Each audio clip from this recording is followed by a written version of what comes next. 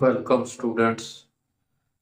आज हम एक्सरसाइज 4.3 का क्वेश्चन नंबर 4 सॉल्व करते हैं।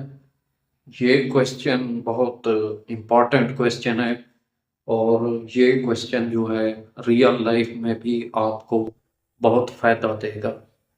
तो ये आसान क्वेश्चन है, सिर्फ फार्मूला लगा के आप इसको सॉल्व कर सकते हैं।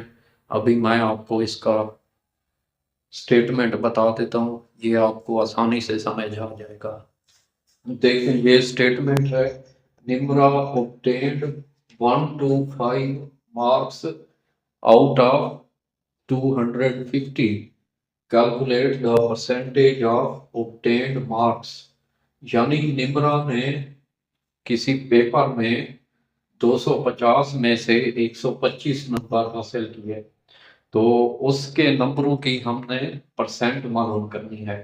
तो ये रियल लाइफ में भी बहुत यूज होता है इसका फार्मूला, क्योंकि जो भी स्टूडेंट्स हैं खास तौर से वो अपने मार्क्स जो हैं, नंबर जो हैं, इसी फार्मूले के जरिए कैलकुलेट करते हैं, अपनी परसेंट इसी के जरिए मालूम करते हैं। तो इसका जो फार्मूला है वो मैं आपको बता देता हूँ। ये इस क्वेश्चन का फार्मूला है, ये आपने याद रखना है। तो जब हमने परसेंट मालूम करनी हो तो 100 से मल्टीप्लाई करते हैं, लेकिन अगर हमें परसेंट पहले से दी गई हो तो 100 से हम डिवाइड करते हैं। तो यहाँ पे 100 जो है ये मल्टीप्लाई होगा। तो ऑब्टेन्ड मार्क्स और टोटल मार्क्स, ऑब्टेन्ड उसके कितने हैं 125,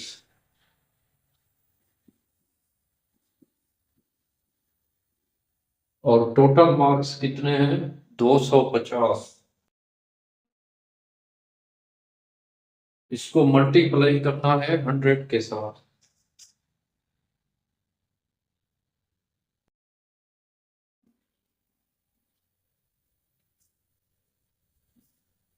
अब देखें, आप इनको आपस में डिवाइड कर सकते हैं या फिर इसको मल्टीप्लाई करके इससे फिर डिवाइड कर सकते हैं। तो हम जो है इन दो को डिवाइड कर देते हैं। इनका HCF निकलता है 50। तो 50 को अगर 250 पे डिवाइड करें तो ये कितना आएगा, ये आएगा 5। 50 ऑफ 5 250, और इस पे अगर डिवाइड करें ये आएगा 2। 50 दूने 100।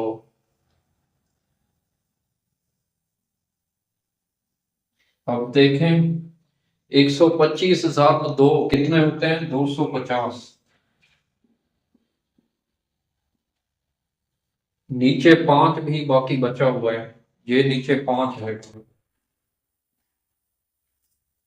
ठीक है, तो ये अब 250 पे हमने 5 को डिवाइड करना है।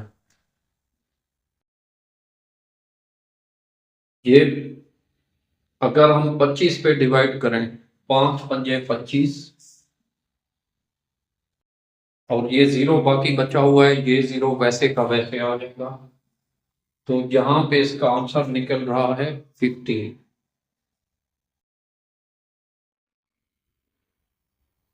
अब ये 50 जो है ये परसेंट में आ जाएगा, यानी निम्रा ने 50% नंबर हासिल किए हैं। वैसे भी आप अगर रफ अंदाजा लगाएं, 250 में से 125, 125 250 का आधा होता है, यानी कि उसने 50% नंबर हासिल किए हैं। ये क्वेश्चन बहुत इजी है लेकिन बहुत इम्पोर्टेंट भी है और बहुत काम का भी है। इसका स्टेटमेंट मैं आपको बता देता हूँ। ये देखें, there are 400 students in a school, 30% of them are left-handed. How many students are right-handed?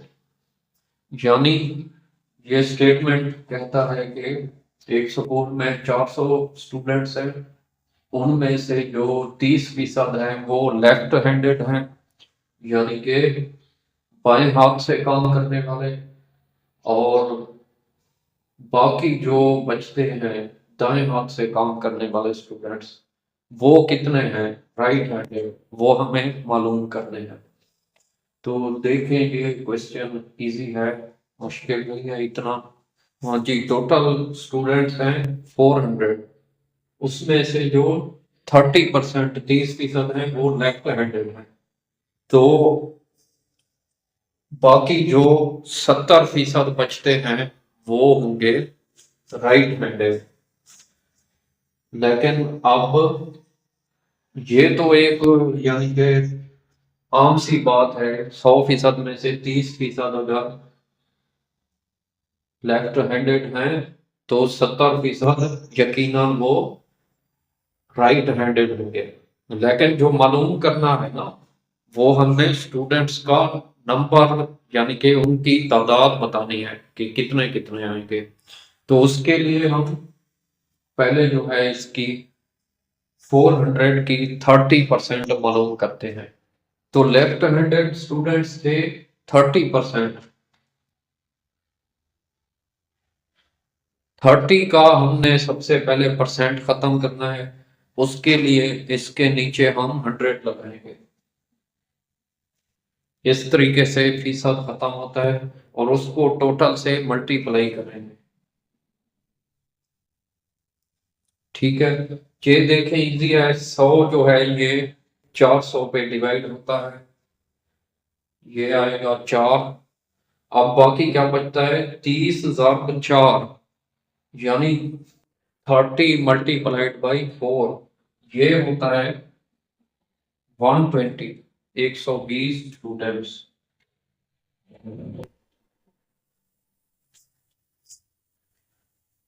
Okay, ये 120 स्टूडेंट जो हैं वो बनते हैं 30%, 400 का।